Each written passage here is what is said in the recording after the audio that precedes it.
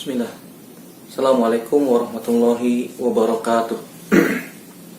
Innalhamdalillah nahmaduhu wa nasta'inuhu wa nastaghfiruh wa na'udzubillahi min syururi anfusina wa sayyiati a'malina.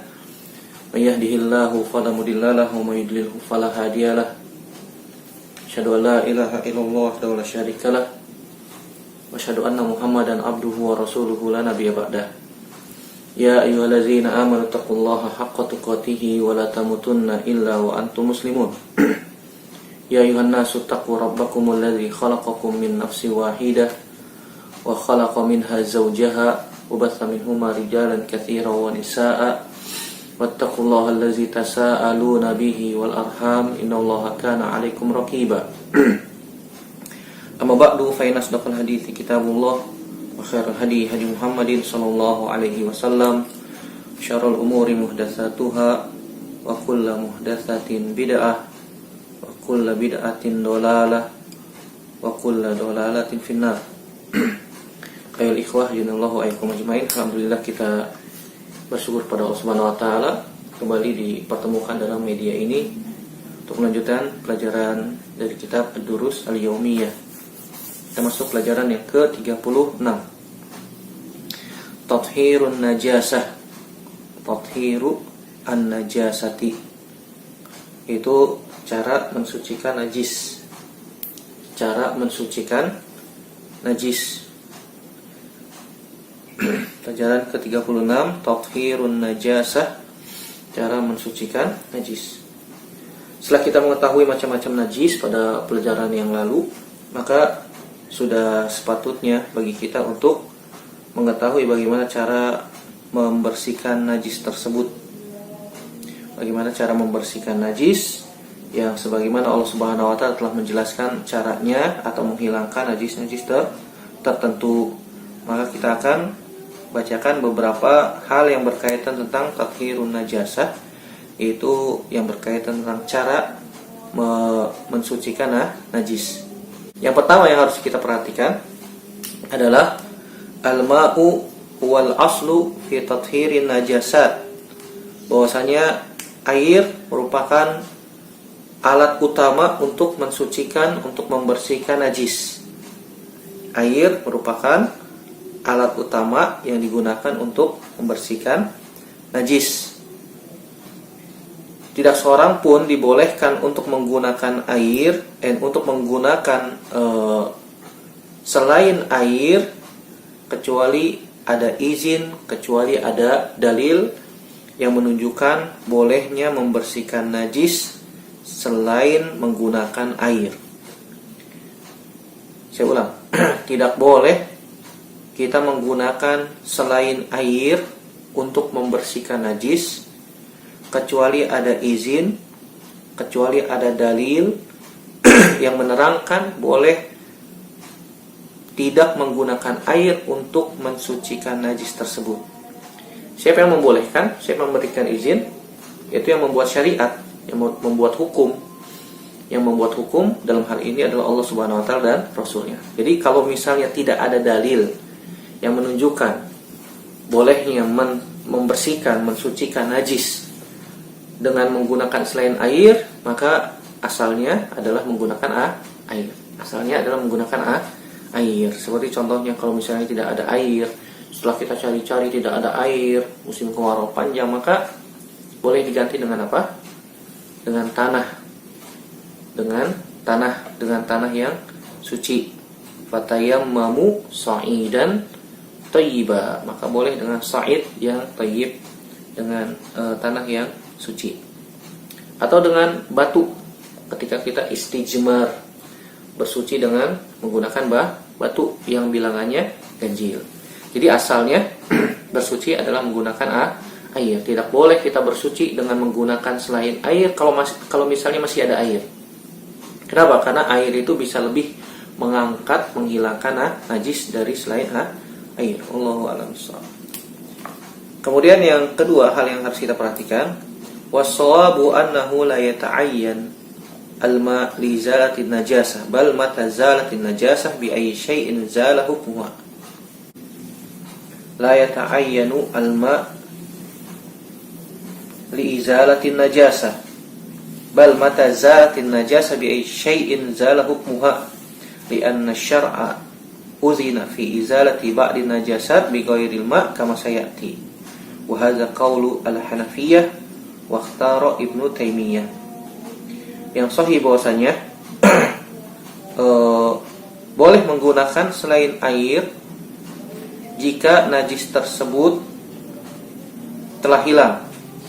Jika najis tersebut telah hilang, maka hukumnya pun sudah hilang. Artinya boleh menggunakan selain air jika tidak ada air dan bisa menghilangkan najis dan diizinkan oleh pembuat syariat. Artinya ada dalilnya untuk menghilangkan najis tanpa menggunakan air. Jadi kalau misalnya ada air, maka yang lebih utama pakai air.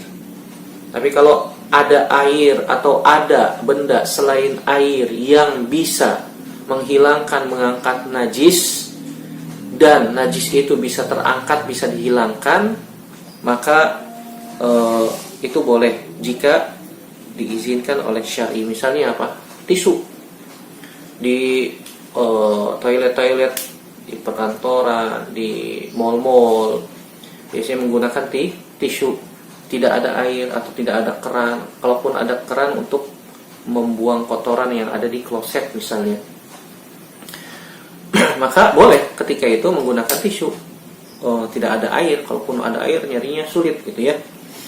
Maka boleh menggunakan selain air selama diizinkan oleh syar'i dan bisa menghilangkan najis tersebut, bisa mengangkat najis tersebut. Sebagaimana ini pendapatnya ulama Hanafiyah, pengikutnya mazhab Imam Hanafi, dan dipilih oleh Syekhul Islam Ibnu Taimiyah rahimahullahu ta'ala. Ini muqaddimah yang berkaitan tentang tathhirun najasah, cara mensucikan najis. Kemudian kita masuk yang pertama, cara mensucikan pakaian dari darah haid. Tathhirus thawbi min damil haid. Tathhirus thawbi min damil haid. Cara mensucikan pakaian dari darah haid. Cara mensucikannya adalah dengan takris atau qasyara atau faroka atau tafrik. Itu dengan cara dikerik atau dengan digosok. Dengan dikerik atau digosok dengan ujung jari di atrofil asabi agar bekas dari darah tersebut hilang.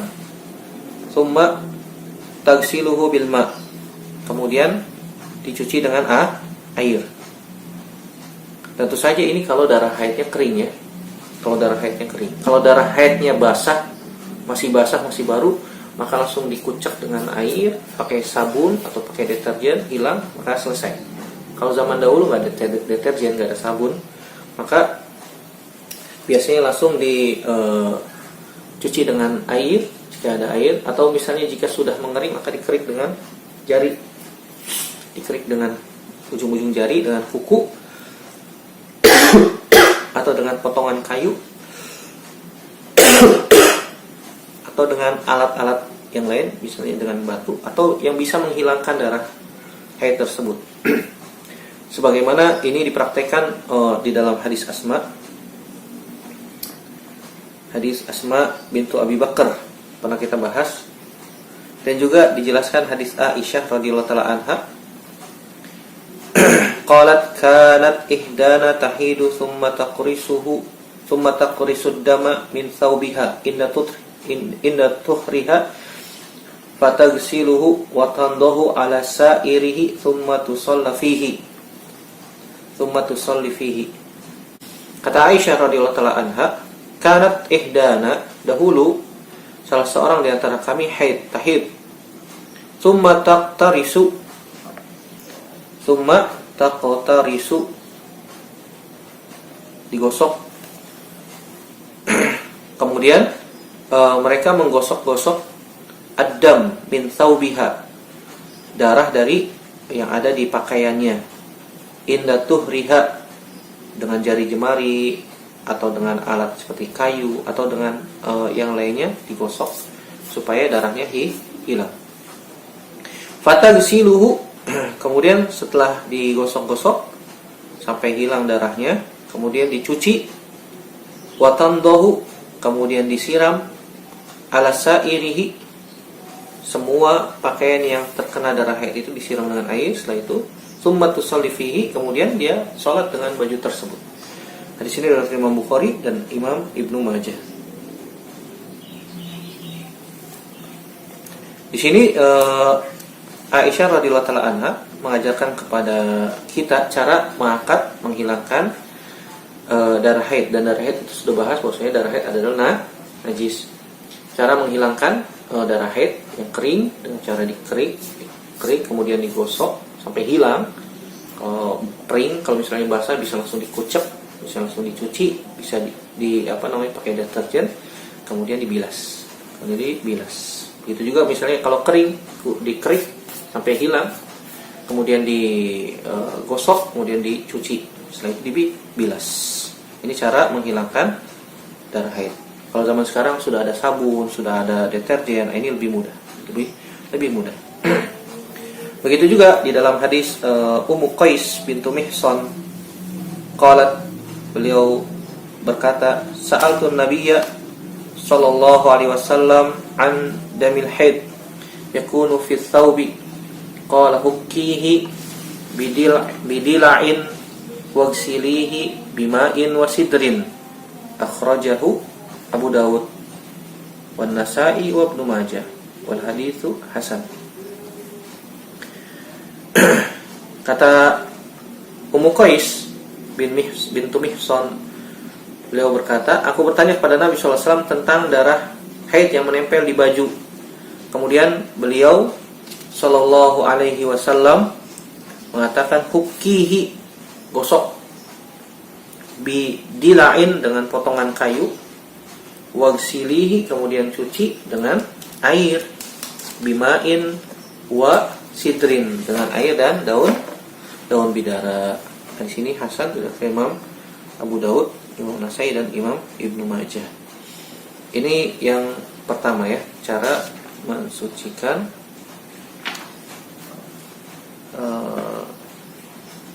najis dari darah haid. Kemudian yang kedua, cara mensucikan pakaian yang terkena baul, air kencing dari bayi yang masih menyusui. Tathhirus thawbi min baulit tifli ar-radi'. Cara mensucikan najis di pakaian yang terkena air kencing anak kecil atau bayi yang masih menyusui. Nabi SAW mengatakan, yughsalu min baulil jariyati wa yurashu min baulil gulami. Sahihun li ghairihi, akhrajahu Abu Dawud wan Nasa'i wa Ibnu Majah walahu syawahid. Diriwayatkan oleh Imam Abu Dawud dan hadis ini sahih li ghairihi, Imam An-Nasai dan Imam Ibnu Majah, dan syahidnya banyak. Cara mensucikan najis dari air kencing anak kecil atau bayi yang masih menyusui, kata Nabi SAW, yughsalu, dicuci, min baulil jariyah, dari air kencing bayi wanita. Kalau misalnya bayinya wanita masih menyusui, dia ngompol, dia buang air kecil, terkena pakaian kita, maka pakaiannya harus dicuci. Min baulil jariyah, kata Nabi SAW, dari air kencing anak bayi perempuan yang masih menyusui, dicuci bajunya. Wa yurashu min baulil gulam, dan dipercikan dengan air dari air kencing anak laki-laki atau bayi laki-laki yang masih menyusui. Percikan dengan air. Jadi cukup dipercikan dengan air. Kalau misalnya anak bayinya laki-laki ngompol terkena baju. Kenapa Ustaz kok beda? Nabi SAW menyebutkan kalau anak bayi perempuan yang buang air kecil kemudian terkena baju kita, maka bajunya dicuci. Kalau bayinya bayi laki-laki, maka cukup dipercikan. Kenapa? Para ulama menyebutkan karena najis atau air seni anak bayi perempuan itu lebih besar daripada najis anak bayi laki-laki. Wallahu a'lam bishawab. Kemudian yang ketiga, tathhirus thawbi minal mazi, membersihkan atau mensucikan pakaian dari mazi. Dan kita sudah pernah bahas mazi itu cairan bening yang keluar ketika syahwat, syahwat, dan biasanya banyak terjadi pada kaum wanita, dan laki-laki pun mengalaminya. Lima kana al-mazi mimma yukthiru hudusuhu wa ta'ummu bihil balwa, ja'a at-takhfif fi tathhirihi min asy-syari fayakfi an yurasha ath-thawba bil ma'i fi makanil mazi. Air mazi ini sering dialami oleh siapapun. Mata ummu bihil balwa, umum, semua orang begitu. Maka tentu saja syariat datang untuk memberikan keringanan. Bagaimana cara untuk mensucikan mazi tersebut? Maka syariat Islam telah mengajarkan kepada kita bagaimana cara mensucikan pakaian dari mazi. Syariat mengajarkan an yurasya thawba bil ma'i, cukup dipercikan dengan air pada tempat yang terkena mazi. Jadi kalau misalnya celana dalam misalnya ternyata ada air, dan air itu bening dan baunya bukan seperti mani ya. Kalau mazi itu tidak ada baunya biasanya. Tidak ada baunya. Beda dengan mani. Kalau mani masih ada bau dan pekat baunya. Tapi kalau mazi baunya agak ringan. Maka cukup dipercikan air ke tempat yang terkena mazi. Sebagaimana hadis Sahal bin Hunayf, annahu kana yalqa min al-mazi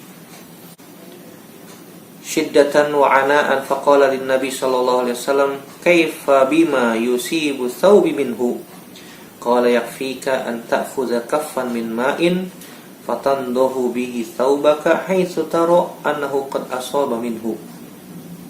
Sahihun hasanun akhrajahu Abu Daud wa Tirmidzi wa Ibnu Majah. Berdasarkan hadis Sahal bin Hunayf radhiyallahu ta'ala anhu,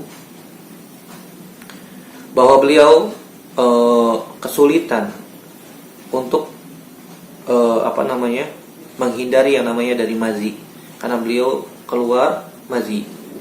Lalu beliau radhiyallahu ta'ala anhu berkata kepada Nabi sallallahu alaihi wasallam, bima yusibu thawbi minhu, wahai Rasulullah, bagaimana kalau misalnya mazi tersebut terkena pakaianku? Bagaimana jika mazi tersebut terkena pakaianku? Maka Nabi SAW mengatakan, yakfika an ta'khudha kaffan min ma'in fatandahu bihi thawbaka haitsu tara annahu qad asaba minhu. Kata Nabi SAW, cukup bagimu untuk mengambil air, an ta'khudha kaff, satu telapak tangan, lalu dipercikan ke baju, fatandahu bihi thawbaka haitsu tara, di mana engkau bisa melihat bahwa air itu telah mengenai seluruh tempat yang terkena mazi. Cukup dipercikan dengan apa? Dengan air setelapak tangan. Ini cara membersihkan, mensucikan baju atau pakaian yang terkena mazi. Yang keempat, tathhiru zaili thawbil mar'ah, mensucikan zail, ujung pakaian wanita.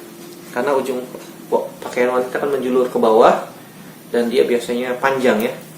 Dan biasanya panjang. Dan biasanya pakaiannya nyeret ke tanah, nyeret ke lantai. Kalau misalnya pakaian tersebut nyeret ke tanah atau lantai terkena kotoran atau najis, maka bagaimana cara mensucikannya? Jadi pakaian wanita itu biasanya panjang sampai menjulur ke bawah, sampai nyeret ke lantai, menyeret ke tanah. Nah, kalau misalnya pakaian tersebut ketika menyeret ke tanah, lantai terkena najis misalnya, bagaimana cara membersihkan najis tersebut? Maka dijelaskan di dalam agama Islam, idza tanajjasa zailu thawbil mar'ah fa innahu yadkhuru bi mulamasatihi lil ardi tahirah. Faqad sa'alat imra'atun Salamah zaujan Nabi sallallahu alaihi wasallam faqalat inni imra'atun utilu zaili wa amshi fil makanil qazar. Faqalat Salamah qala Nabi sallallahu alaihi wasallam yutahhiruhu ma ba'dahu.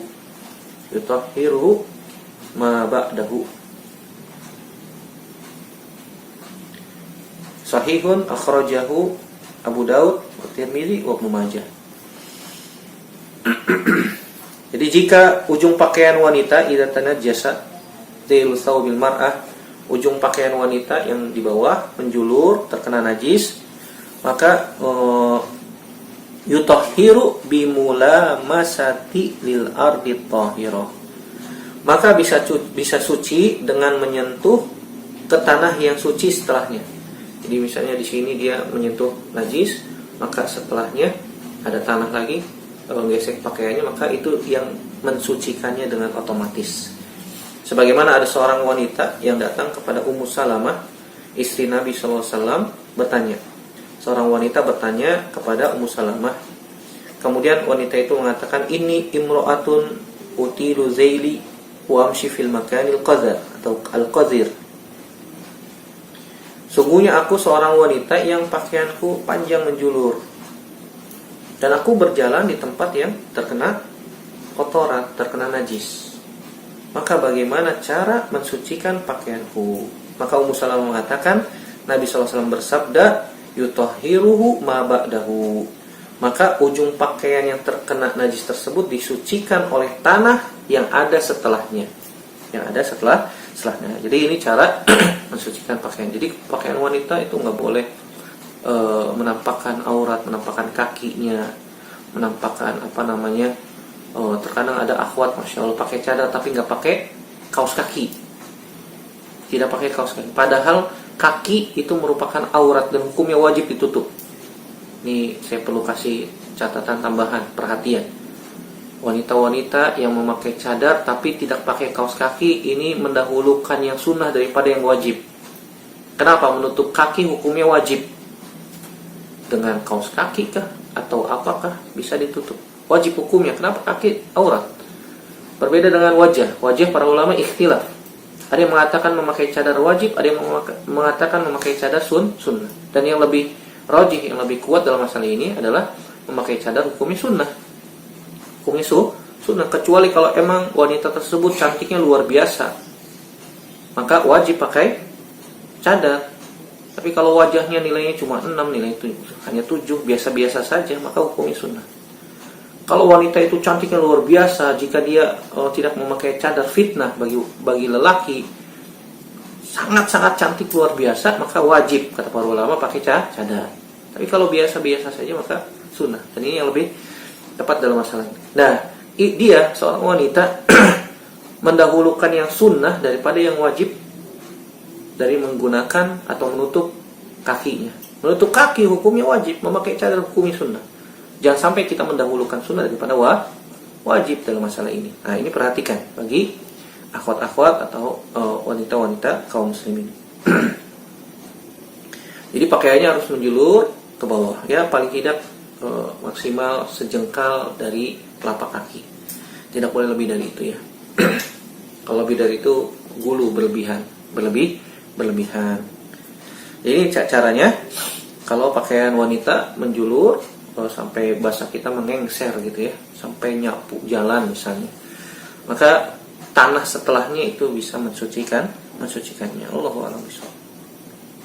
Kemudian yang kelima, cara mensucikan asfalun na'li atau al-hiza. Cara mensucikan, membersihkan bagian bawah sendal atau sepatu. Caranya adalah dengan digosok dengan tanah. Kalau misalnya kita melihat sendal kita bawahnya ada kotoran, gosok dengan tanah.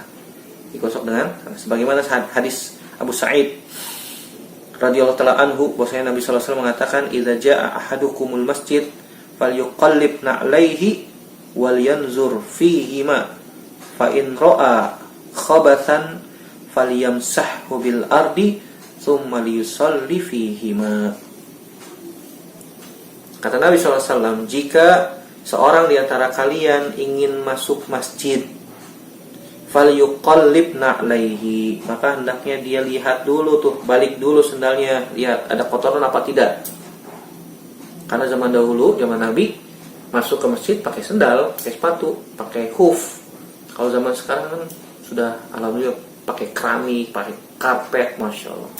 Ada batasan melepas sendal, maka dilepas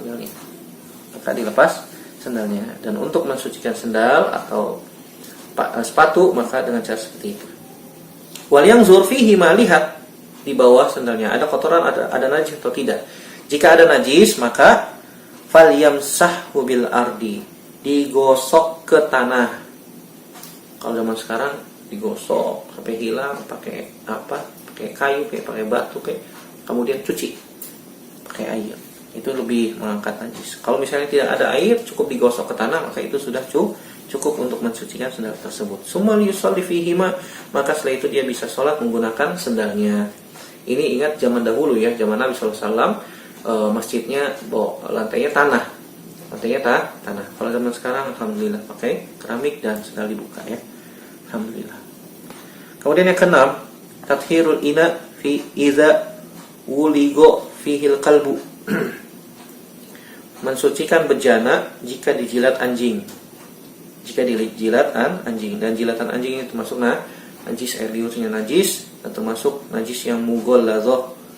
Sebagaimana dalam Sahih Muslim disebutkan dari Abu Hurairah radhiyallahu taala anhu, bahwasanya Rasulullah SAW mengatakan, tuhuru ina'i ahadikum idza wuligo fihil kalbu an yaghsilahu sab'a marratin ulahunna bit turab. Sahih rawahu Muslim wa Abu Dawud. Kata Nabi SAW, cara mensucikan bejana seorang di antara kalian jika wuligho fihil kalbu, jika dijilat oleh anjing, maka cara mensucikannya adalah an yaghsilahu sab'a marrat, dicuci 7 kali. Ulahunna bit turab, yang pertama dicampur dengan air, dicampur dengan tanah, maaf. Jadi 7 kali. Ada yang mengatakan bahwasanya di akhirnya boleh, di awal boleh. Di akhir boleh, di awal boleh. Dalam riwayat yang disebutkan di akhir. Di akhir cuciannya dicampur dengan tanah. Di dalam hadis Muslim disebutkan di awalnya dicampur dengan tanah. Ada yang mengatakan bahwasanya di awalnya dicampur dengan tanah, kemudian dibilas, dicuci 7 kali dengan air. Berarti totalnya 8 kali. Totalnya 8 kali. Yang pertama, air dicampur dengan tanah, kayak semacam tanah yang berair, digosok ke bejana tersebut. Digosok, setelah itu dibilas dengan air 7 kali. Sebagaimana dalam hadis ini. Allahu a'lam bishawab. Kemudian yang ke-7, tathiru jildil maitah bid-dibag,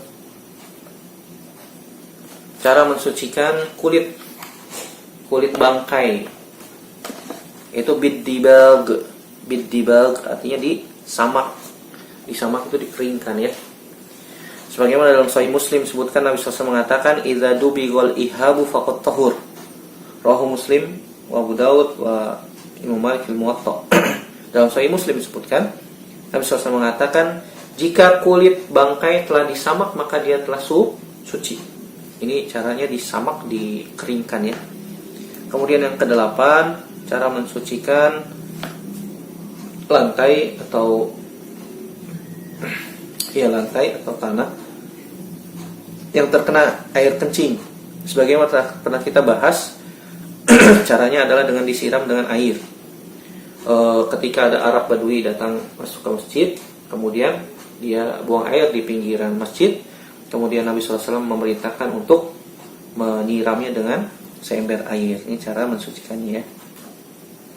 Kemudian yang ke-9, tathhirul bi'ri awis samni idza waqa'at fiha najasah, mensucikan, cara membersihkan sumur atau wadah yang berisi minyak samin terkena najis.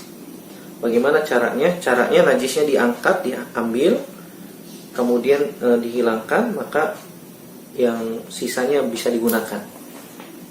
Jadi kalau misalnya jatuh ke minyak samin tikus kecil, maka tikusnya diangkat dan sekitar dari mentega tersebut dibuang, kemudian sisanya masih bisa dipakai.